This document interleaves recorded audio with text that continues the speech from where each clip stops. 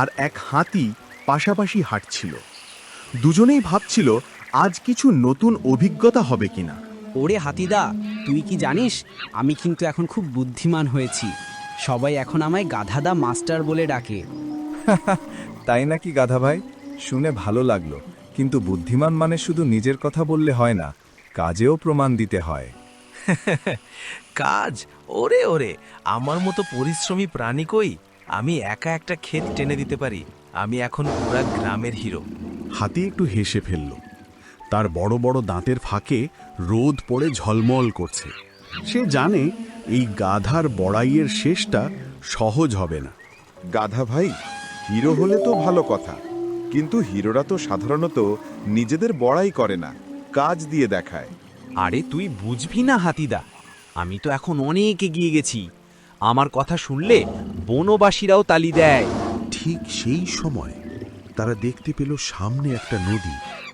নদীর ওপারে সবুজ ঘাস আর ফল ভরা গাছ। ওরে বাবা, ওই ঘাসগুলো দেখ। চল চল ওদিকেই যাই, আমার পেট তো কেঁদে উঠছে। ধীরে গাধা ভাই, নদীটা দেখতে ছোট মনে হলেও এর ভেতর স্রোত ভয়ঙ্কর। তাড়াহুড়ো করলেই ভেসে যাবে। ধুর, আমি গাধা হলেও সাঁতার জানি। আমি তো একবার পুকুর পার হয়েছি। এই নদী আমার জন্য কিছুই না। গাধা এক ঝটকায় নদীতে নেমে গেল।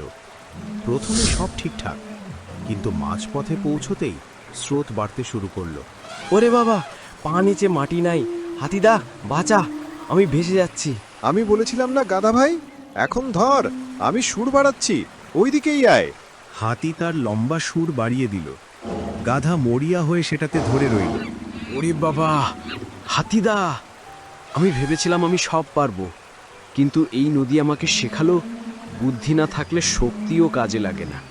ঠিকই বলেছ গাধা ভাই, বুদ্ধি আর ধৈর্য, এই দুইটাই আসল শক্তি লুকিয়ে থাকে।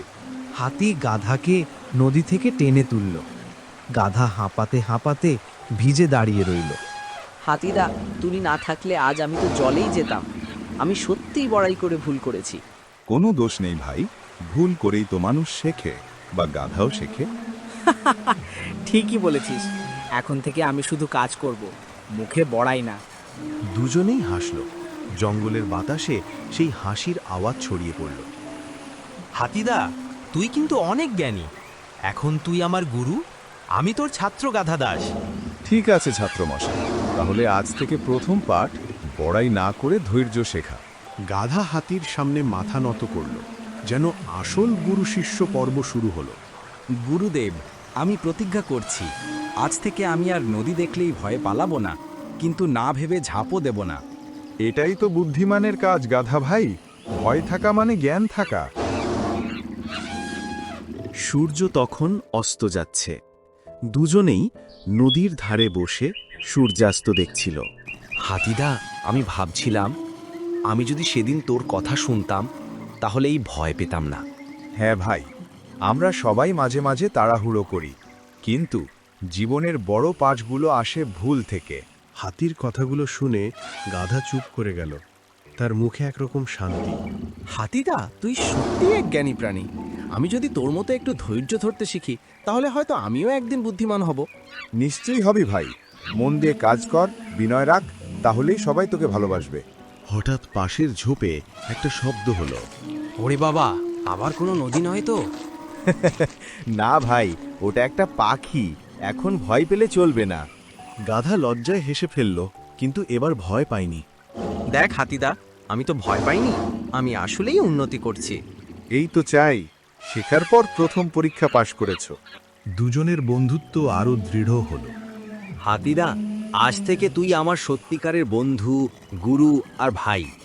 ধন্যবাদ গাধা ভাই, বন্ধুত্ব মানে একে অপরকে ঠিক পথে নিয়ে যাওয়া।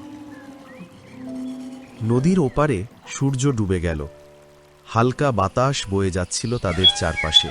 আজকের দিনটা আমার জীবনের সেরা শিক্ষা দিল হাতিদা। সেই শিক্ষা ভুলে যাস না ভাই, বড়াই নয়, বিনয়েই আসল শক্তি। এই কথাটাই গল্পের আসল নীতি হয়ে রইল।